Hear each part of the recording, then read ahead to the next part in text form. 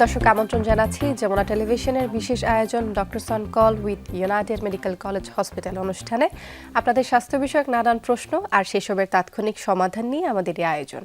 আপনাদের সাথে পুরো আয়োজন জুড়ে সাথে থাকবো আমি ডাক্তার সিদ্রা ইকবাল। আমাদের এই আয়োজনে থাকছেন দেশ বরেণ্য আর আধুনিক চিকিৎসা বিজ্ঞানে দক্ষ চিকিৎসকরা। দর্শক, আজ আমাদের আলোচনার বিষয় রোজায় শ্বাসকষ্ট রোগীদের করণীয়, এবং এ বিষয়ে কথা বলবার জন্য আজ আমাদের সাথে অতিথি হিসেবে আছেন doctor Roshan Ara Khanam, senior consultant clinical and interventional pulmonology বিভাগ, ইউনাইটেড মেডিকেল কলেজ হসপিটাল। আপনাকে স্বাগত জানাচ্ছি doctors on call. Thank you. Doctor Roshan, আজ আমরা কথা বলবো শ্বাসকষ্ট রোগীদের রোজা নিয়ে এবং তাদের রোজা আসলে কি কি সতর্কতা মেনে চলতে হবে সেসব বিষয় নিয়ে। প্রথমে একটু শুরু করি যে আসলে শ্বাসকষ্ট রোগী বলতে আমরা কাদেরকে বুঝি, তারপরে আসছি যে তাদের আসলে কি কি সতর্কতা মেনে চলতে হবে। ওকে, শ্বাসকষ্ট তো আসলে একটা সিমটম, এটা অনেকগুলো অসুখের কারণে হয়। আমার কাছে যে রোগীরা আসে তাদের মধ্যে ব্রঙ্কিয়াল অ্যাজমা, সিওপিডি, নিউমোনিয়া রোগীরাও কিন্তু অনেক সময় শ্বাসকষ্ট নিয়ে আসে। সিম্পল অ্যালার্জিতে ভুগছে, হঠাৎ করে কোনো একটা অ্যালার্জেন এক্সপোজ হয়েছে বা অ্যালার্জির কাছাকাছি গিয়েছে, তখন হঠাৎ করে শ্বাসকষ্ট শুরু হতে পারে। মানে ওয়াইড রেঞ্জে আমরা বলতে পারি যে সিওপিডি, ব্রঙ্কিয়াল অ্যাজমা, নিউমোনিয়া, এই পেশেন্টরা হচ্ছে শ্বাসকষ্ট নিয়ে আমাদের কাছে আসে। আচ্ছা, তো একটু শ্বাসকষ্ট যে রোগীরা আছেন তাদের রোজা রাখার ক্ষেত্রে কি কি নিরাপত্তা মেনে চলতে হবে? শ্বাসকষ্ট রোগীদের আমরা সাধারণত এখনকার তো আধুনিক সময়ে অনেক ভালো ভালো ইনহেলার্স আছে। ইনহেলারগুলো তো মুখে নিতে হয় না, জাস্ট টেনে শ্বাসের মাধ্যমে টেনে ফুসফুস পর্যন্ত গেলেই হয়ে যায়। আর ইনহেলার দিয়েই আমরা বেসিক্যালি শ্বাসকষ্ট রোগীদের ট্রিটমেন্ট করি, সাথে দু একটা মুখের ওষুধও থাকে। ইনহেলারগুলো নিয়ে আসলে ইসলামিক স্কলাররা যেভাবে বলেছেন, যেমন আমি যদি রেফারেন্স দিই যে আল আজহার ইউনিভার্সিটি বা সৌদি আরাবিয়ান স্কলার্স ওপিনিয়ন যদি আমি শেয়ার করি, তাহলে ওনারা আসলে দুই ভাগে বিভক্ত। তবে মেজরিটি পক্ষে যে হ্যাঁ, শ্বাসকষ্ট রোগীদের রোজার সময়ে ইনহেলার ব্যবহার করা যাবে। ওনাদের যুক্তিটা হচ্ছে যে আমরা যে ওষুধটা দেই সেটা তো আসলে একদম খুবই ফাইন পার্টিকেল গ্যাসের মাধ্যমে বা বাতাসের মাধ্যমে আমরা টেনে নেই আর কি, মিক্স করা থাকে। তো এগুলো ফুড পার্টিকেল হিসাবে তো আসলে কাউন্টেড না, বা আমরা এটাকে ফুড পার্টিকেল হিসেবে কনসিডার করি না। সো রোজা ভাঙার যে শর্তটা, যে খাবার বা পানীয় যদি খাদ্যনালীতে চলে যায় তাহলেই রোজা ভেঙে যায়। সো এক্ষেত্রে দেওয়া যেতে পারে, তবে একটু সাবধানতা অবলম্বন করেছে, কারণ এটা একদম কোরআন হাদিস দিয়ে আসলে প্রমাণিত কিছু না, ফিকার উপর বেস করে আসলে সিদ্ধান্তটা নিতে হচ্ছে। সো একটু সাবধানতার সাথে ব্যবহার করতে বলেছেন যে হ্যাঁ, যদি একান্তই লাগে, লাইফ থ্রেটেনিং হয়ে যায় বা একান্ত অ্যাভয়েড করতে পারছি না, সেক্ষেত্রে আমরা ইনহেলার ব্যবহার করব। আর যেটা হচ্ছে যে যদি যেই ওষুধগুলো প্রিভেন্টিভ হিসাবে আমরা কাজ করবে আমাদের, সেগুলো সেহরি ইফতারির মানে রোজার বাইরে নিলেই বেটার হয় আর কি। সেহরি এবং ইফতারের সময় সেটা সেভাবে বিভক্ত করে নিলে। তবে হ্যাঁ, লাইফ থ্রেটেনিং বা আমার লাগছে বা আমার শ্বাসকষ্ট এখনই রিলিফ করার জন্য ইনহেলার লাগবে, তখন নিতে পারবে। আচ্ছা, আমি একটা প্রশ্ন করতে চাই যে ইনহেলার নেওয়ার কিছু নিয়ম আছে, অনেকেই এটা আসলে জানেন না অথবা ঠিকভাবে ইনহেলার নিচ্ছেন না। আপনি যদি আমাদের দর্শকদের একটু বলতেন যে ইনহেলার নেওয়ার সঠিক নিয়মগুলো কি রয়েছে। ইনহেলার ডিভাইসের উপর আসলে ডিপেন্ড করে যে কোনটা কিভাবে টানবে। কিছু আছে গ্যাস ভিত্তিক, মানে আমরা বলি যে এমডিআই বা মিটার ডোজ ইনহেলার। কিছু আছে পাউডার, মানে পাউডার কনফিগারেশনে, যেটাকে আমরা ডিপিআই বলি বা রোটাহ্যালার নামে পরিচিত অনেক সময়।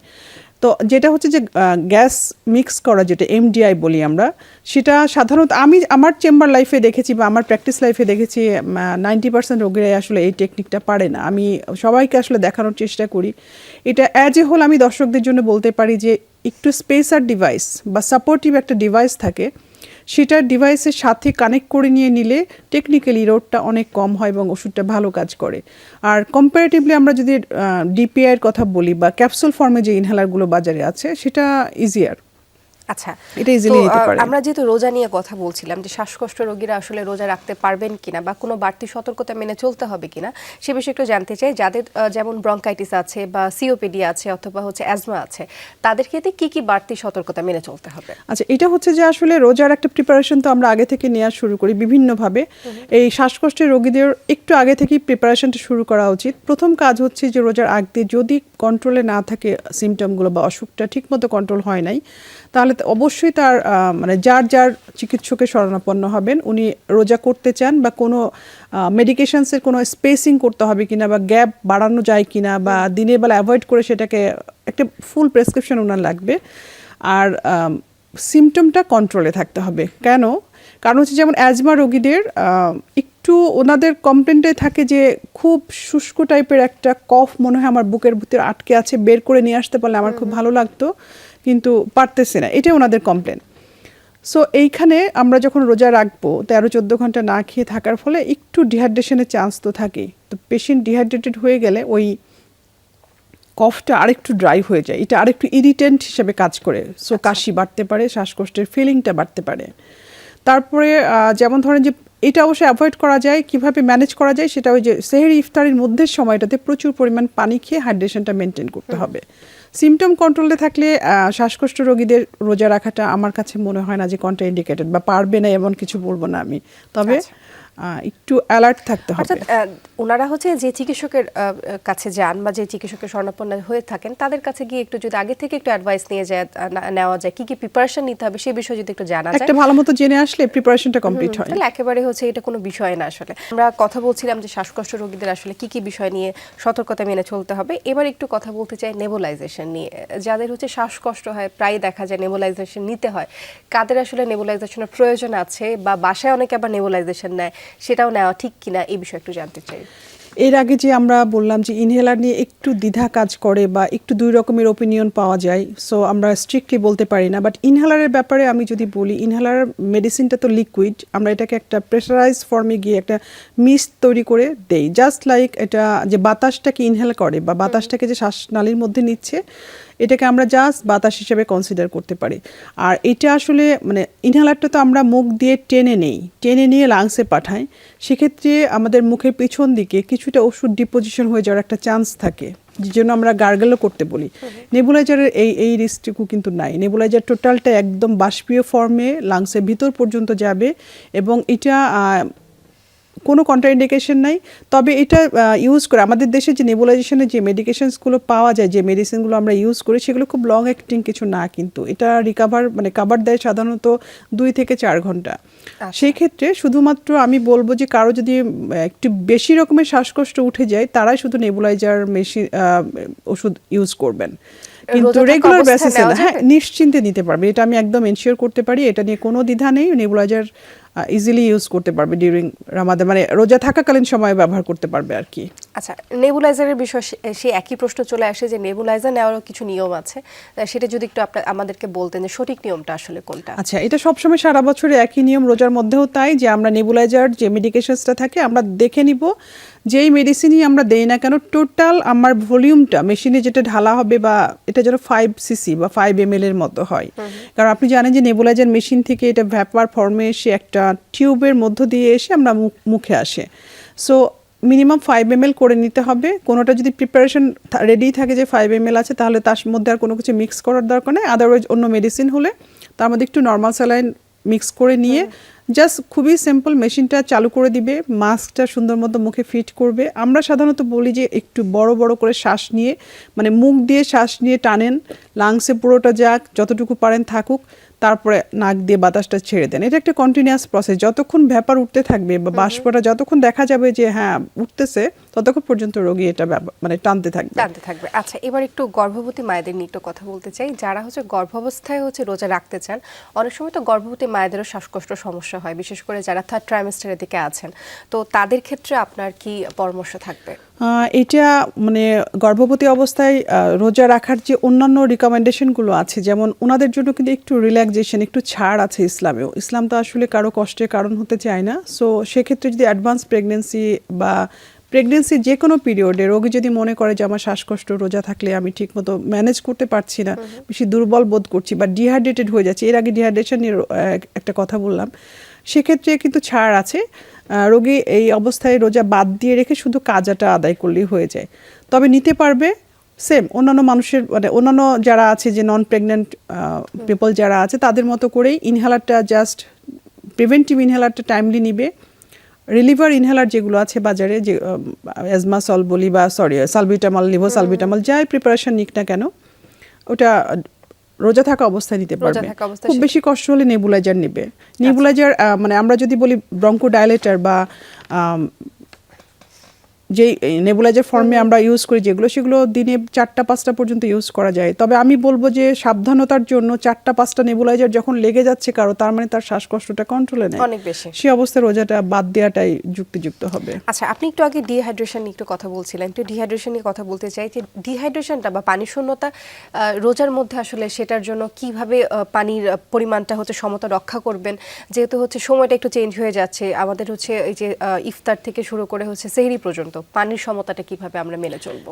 পানির ব্যাপারটা হচ্ছে পার্সন টু পার্সন আসলে ভেরি করে। আমরা যদি নর্মাল পার্সন ধরি, যার কোনো কোমরবিডিটিস বা কিডনি বা হার্ট রিলেটেড কোনো প্রবলেম নেই, তার জন্য কিন্তু পানির রেস্ট্রিকশন নাই। সে যতটুকু ইচ্ছা যেমনভাবে ইচ্ছা নিতে পারবে, জাস্ট অ্যাডিকুয়েট অ্যামাউন্ট হলেই হলো। অ্যাডাল্টের জন্য আমরা যেমন বলি 2.5 থেকে 3 লিটার হতে হবে। যাদের হার্টের প্রবলেম আছে, যাদের কিডনির প্রবলেম আছে, তাদের ক্ষেত্রে একটু রেস্ট্রিকশন থাকে। এটা কিন্তু বিশেষজ্ঞ ডাক্তারের কাছ থেকে পরামর্শ নিয়ে পানির পরিমাণটা নির্ধারিত করতে হবে তাকে। এমন অনেক রোগী আছে যারা 1 লিটার পানিতে অভ্যস্ত, 1200 বা 1500 ml, এই অ্যামাউন্টটা ক্রস করা যাবে না। তবে এটাকে এনশিওর করতে হবে যে আমার ইফতারি থেকে সেহরির মধ্যে এই পরিমাণ পানি আমি নিচ্ছি। পানির ব্যাপারে এটুকুই। আর অন্যান্য খাবার দাবার ব্যাপারে যদি আমি বলি আমার রোগীদের জন্য, যে আমরা সিওপিডি রোগীরা, কিছু রোগী দেখবেন খুব লিন থিন আছে, কেউ আছে একটু পায়ে পানি চলে আসে, একটু বেশ মোটা টাইপের, তাদের ক্ষেত্রে সিওপিডি রোগীদের ক্ষেত্রে আসলে আমরা সবসময় প্রোটিনটাকে একটু বেশি ইনটেক করতে বলি। আচ্ছা, কার্বোহাইড্রেটটাকে একটু ডিসকারেজ করি, কারণ কার্বোহাইড্রেট ডায়েটের সাথে কার্বন ডাইঅক্সাইড প্রোডাকশনের একটা রিলেশন আছে। সো যাদের লাং উইক, তাদের অনেক ক্ষেত্রেই কার্বন ডাইঅক্সাইড জমে যায় শরীরে, এমন কিছু রোগী আছে। এদের ক্ষেত্রে আমরা বলি আপনার প্রোটিনটা বেশি করে নেবেন, ফ্যাট নিতে পারেন যদি আদার কোনো কন্ট্রাইন্ডিকেশন না থাকে, যেমন হার্ট ডিজিজ যদি না থাকে বা কোলেস্টেরলের প্রবলেম না থাকে। আমরা কথা বলছিলাম একটু আগেই যে শ্বাসকষ্ট রোগীদের জন্য খাদ্যাভ্যাসটা আসলে কেমন হওয়া উচিত, সে বিষয়ে একটু বিস্তারিত জানতে চাই। সো শ্বাসকষ্টের রোগীদের যাদের কার্বন ডাইঅক্সাইড শরীরে জমে যাওয়ার একটা প্রবণতা থাকে, তাদের ক্ষেত্রে প্রোটিনটা বেশি করে নেবেন, ওনাদের কার্বোহাইড্রেটের একটু রেস্ট্রিকশনের কথা আমরা বলে থাকি। আর একটা ইম্পর্টেন্ট জিনিস আছে, কিছু কিছু শ্বাসকষ্টের সাথে অ্যালার্জির সম্পর্ক আছে। যেমন কিছু খাবারে অ্যালার্জি থাকে বা কোল্ড অ্যালার্জি থাকে, কোল্ড টলারেট করতে পারেন না অনেকেই। যাদের এই ধরনের সমস্যা আছে তারা অবশ্যই খুব সাবধানতার সাথে খাবার সিলেক্ট করতে হবে। রমজান মাসে অনেকে একটু ইমোশনাল থাকে, খেয়ে ফেলেন, কিন্তু এগুলো করা যাবে না। যেমন সারাদিন রোজা রাখার পরে দেখা যাবে টেবিলের অন্য মেম্বাররা হয়তো বা ঠান্ডা শরবত খাচ্ছেন, কিন্তু কারো যদি কোল্ড অ্যালার্জি থাকে, এটা করা যাবে না। ঠান্ডা পানি কোনো মতেই খাওয়া যাবে না। ঠান্ডা পানি গেলে যেটা ইরিটেশন হিসেবে, মানে ইরিটেন্ট হিসেবে কাজ করবে, শ্বাসনালীকে একটু ইরিটেট করবে, কাশি শ্বাসকষ্ট বেড়ে যাওয়ার একটা ব্যাপার থাকে। কারো যদি স্পেসিফিক কোনো খাবারে অ্যালার্জি থেকে থাকে এবং সে যদি রোজার মধ্যে এটা খেয়ে ফেলেন, তাহলে একটা অ্যালার্জিক রিয়াকশন অ্যান্ড দেন এটার থেকে অ্যাজমা বেড়ে যাওয়ার একটা চান্স থাকে। সো খাবারের ব্যাপারে প্রত্যেকটা পেশেন্টই কিন্তু জানে যে কার কিসে অ্যাজমা সিমটম বা শ্বাসকষ্টের সিমটমটা বাড়ে, ট্রিগার ফ্যাক্টরটা জানে। সো এগুলো একটু অ্যাভয়েড করতে হবে, অ্যাভয়েড করতে পারলে ভালো। এই সময় বাংলাদেশ বা ঢাকা শহরে আবহাওয়ার বিষয়টি যদি বলি, সবার মোটামুটি দেখা যাচ্ছে যে শ্বাসকষ্ট, ঠান্ডা, কাশি, জ্বর এই ধরনের কমপ্লেন নিয়ে কিন্তু হচ্ছে রোগীরা হাসপাতালে যাচ্ছেন। তো এই যে ঠান্ডা, জ্বর, কাশি, এটার কারণগুলো এখন বর্তমানে কি বলে আপনি মনে করছেন? এবং হচ্ছে যে দীর্ঘ সময় নাক বন্ধ, শুষ্ক কাশি, এই ধরনের রোগীদের পরিমাণটা কিন্তু এখন একটু বেশি। তো এদের জন্য আসলে কি বাড়তি সতর্কতা মেনে চলছে? আচ্ছা, কারণ হিসাবে আমি বলতে চাই আসলে ঢাকা সিটির পলিউশন অনেক বড় একটা ফ্যাক্টর, যেটা সারা বছরই এখন আমাদের কাছে রোগীরা আসে একটু খুসখুস কাশি, ইরিটেশন বা নাক বন্ধ হয়ে যাচ্ছে, ডাস্ট অ্যালার্জির জন্য এটা হতে পারে। আর সেকেন্ড ওয়ান হচ্ছে যে এই সময় কিন্তু জাস্ট কারেন্ট পিরিয়ডে আমাদের শীতটা চলে গিয়েছে, মানে গরমটা আসছে, পুরোপুরি এখনও এসি চালানোর মতো টেম্পারেচারও না। আবার দেখা যায় যে একটু ফ্যান দিয়ে কেউ ঘেমে গিয়েছেন, বা বিশেষ করে একটু যারা বয়স্ক ভদ্রমহিলারা আছেন যাদের একটু হট ফ্লাশের সমস্যা আছে, তাদের ক্ষেত্রে এটা আরও বেশি হয় যে হঠাৎ করে ঘেমে গিয়ে ঠান্ডা লেগে গেছে। সো টেম্পারেচার ভেরিয়েশন যাতে ভালো মতো ম্যানেজ করা যায়, নিজের মতো করে এটাকে অপটিমাইজ করে নিতে হবে বা কাস্টমাইজ করে নিতে হবে যে কোন টেম্পারেচারটা বা কীভাবে থাকলে আমি ঘেমে যাব না, কারণ ঘেমে গিয়ে ঠান্ডা লেগে যাওয়ার চান্সটা অনেক বেশি থাকে। আর পলিউশন থেকে আমাদের ঢাকা সিটিতে শ্বাসনালীর সমস্যা নিয়ে অনেক রোগী আসছেন। এইটা আসলে এক কথায় মানে সলভ করার মতো কিছু না, এটার জন্য অনেক বড় প্ল্যান দরকার। তবে বলবো যে একটু ভালো থাকার জন্য হ্যাবিট তৈরি করতে হবে। ঠিক যেমন কোভিডের সময় আমরা খুব মাস্ক ব্যবহার করতাম, মাস্ক ব্যবহার করে বাসার বাইরে গেলে ডাস্ট এক্সপোজারটা কমে যায়, শ্বাসনালীর রিস্কটাও একটু কমে আসে। অর্থাৎ ঢাকা শহরে যে পরিবেশ পরিস্থিতি এই মুহূর্তে ওই যে কোভিডের মতো করে যেভাবে আমরা মাস্ক পরে সারাটা বছর চলেছি সেটাই থাকতে হবে। এবার আপনি যে একটা কথা বলছিলেন যে অনেক সময় দেখা যায় যে ঘেমে গিয়ে ঠান্ডা লাগছে, বিশেষ করে আমাদের বাসার যে গৃহিণীরা রয়েছেন তাদের মধ্যে তো দেখা যায় যে অ্যাজমা বা ব্রঙ্কাইটিস বা অন্যান্য সমস্যা থাকতে পারে, কিন্তু এই যে রমজান মাসটাতে কিন্তু তারা সারাটা সময় চুলার পাশে হচ্ছে আমাদের জন্য ইফতার তৈরি করতে বা ভোজন বিলাস তৈরি করতে ব্যস্ত থাকেন, নিজেদের কথা আসলে ভুলে যান, তো তাদের জন্য আপনার কি পরামর্শ থাকবে? সাবধান হতে হবে, নিজে ভালো না থাকলে আসলে ফ্যামিলি সবাইকে ভালো রাখা সম্ভব না। মায়েরা একটু আবেগপ্রবণ হয়, সবাই একটু ভালো ভালো খাবারের ব্যবস্থা করতে চান, কিন্তু এই সময়টাতে কোনো মতেই আসলে অসুস্থ হওয়া যাবে না, কারণ রোজা তো নিজের ইবাদতেরও একটা সময় আর কি। সো সাবধানতার সাথে কম এক্সপোজার, হিটে কম এক্সপোজ, মানে টাইমটা কম এক্সপোজ হতে হবে, একটু সাবধানে লাইফস্টাইলটা নিজের মতো করে মডিফাই করে নিতে হবে আসলে। আচ্ছা, এই ধরনের রোগীদের ব্যায়ামের যে অভ্যাসটা থাকে, অনেকে তো হচ্ছে এই সময় ব্যায়াম করতে যান সকালবেলা বা সেহরির পরপর, তো ব্যায়াম করা যাবে কিনা রোজা অবস্থায়, এবং ব্যায়াম করলে কি হচ্ছে শ্বাসকষ্ট বেড়ে যাওয়ার কোনো প্রবণতা থাকে কিনা? যারা রেগুলার ব্যায়াম করেন তাদের, যদি রেগুলার কেউ তারাবি নামাজটা পড়েন এখন এক্সট্রা যে ইবাদতটা, তাহলে কিন্তু ব্যায়ামের সমান কাজটা হয়ে যাও। তারপরেও কেউ কেউ হাঁটতে বের হন, তাদের ক্ষেত্রে অবশ্যই ইভিনিং আওয়ার বাদ দিয়ে, মানে বিকালের পার্টটা বাদ দিয়ে কেউ যদি যেতে চান অল্প পরিমাণ সকালবেলার দিকে যেতে পারেন আর কি, কিন্তু সময়টা হতে হবে একটু অল্প পরিমাণ। নর্মালি আপনি যদি 1 ঘন্টা হেঁটে থাকেন, যে আমি 1 ঘন্টা হাঁটায় অভ্যস্ত, এটা 30 মিনিটসে নিয়ে আসেন, শুধু জাস্ট হ্যাবিটটাকে ধরে রাখার জন্য, যাতে আমার মানে মাসেলের যে ইয়েটা স্ট্যাটাসটা যেন ভালো থাকে, এটার জন্য। বাট এটা হতে হবে মর্নিং আওয়ারে হতে হবে। এই সময় যারা ভ্রমণ করবেন, তাদের শ্বাসকষ্ট রোগী যারা রয়েছেন, আপনি তো জানেন ভ্রমণের সময়টাতে আসলে আমাদের রাস্তাঘাটের অবস্থাটা কেমন থাকে, পরিবহন ব্যবস্থাটা আসলে কেমন থাকে, এই সময়টাতেই অ্যালার্জেন এক্সপোজার হওয়ার সম্ভাবনাটা অনেকটা বেশি থাকে, তো তাদের জন্য আপনার কি পরামর্শ থাকবে? আমরা অনুষ্ঠানে একদম শেষ পর্যায়ে চলে আসছি। আচ্ছা, ভ্রমণের সাথে সাথে কিন্তু ওই যে একই একটা প্রিপারেশন থাকতে হবে রোগীদের, শ্বাসকষ্টের রোগীদের। এখন ইনহেলারগুলো তো সাথে অবশ্যই থাকতে হবে, সাথে হচ্ছে যে ছোট ছোট নেবুলাইজারও পাওয়া যায়। যদি কারো ফ্রিকোয়েন্টলি শ্বাসকষ্ট বেড়ে যাওয়ার হিস্ট্রি থেকে থাকে, তাহলে তার সাথে ক্যারি করতে হবে নেবুলাইজার। ইভেন এখন ব্যাটারি পাওয়ার নেবুলাইজারও পাওয়া যায়, যেটা দিয়ে ডিউরিং ট্রাভেলিং, মানে আপনি পরিবহনের মধ্যে আছেন তাতেও কিন্তু নেবুলাইজ করে নেওয়া যায়। আর খুব একান্ত বেশি রকমের শ্বাসকষ্ট থাকলে জার্নি বা ট্রাভেলিং অ্যাভয়েড করাটা বেটার হবে। আর ডিউরিং ট্রাভেলিং রোজার কিন্তু একটু ছাড় আছে সে আগের মতো। আচ্ছা, আর যদি হচ্ছে ডিউরিং ট্রাভেলিং কারো এরকম শ্বাসকষ্ট বেড়ে যায়, সেক্ষেত্রে আশেপাশে যে মানুষজন থাকবেন তাদের কি করণীয় থাকবে? ওনাকে একটু ফ্রেশ এয়ারের ব্যবস্থা করে দিতে হবে। কারো যদি শ্বাসকষ্ট উঠে, সব সময় যেটা হয় আমরা হেল্প করতে গিয়ে একটু ক্রাউডেড এরিয়া তৈরি করে ফেলি, সেটা কিছুতেই করা যাবে না।